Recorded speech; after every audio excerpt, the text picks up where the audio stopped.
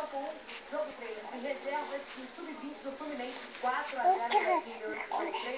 Vamos ver o jogo.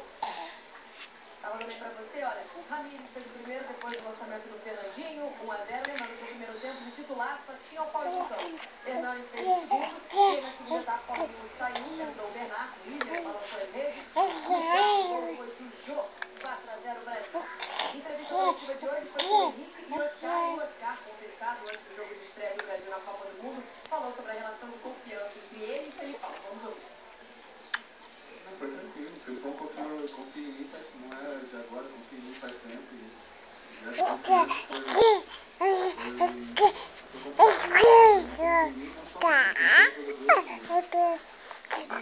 era vocês que estavam perguntando pra ele, eu respondi pra vocês, mas comigo ele foi sempre tranquilo. Filhinha, tá com sono, é, bebê?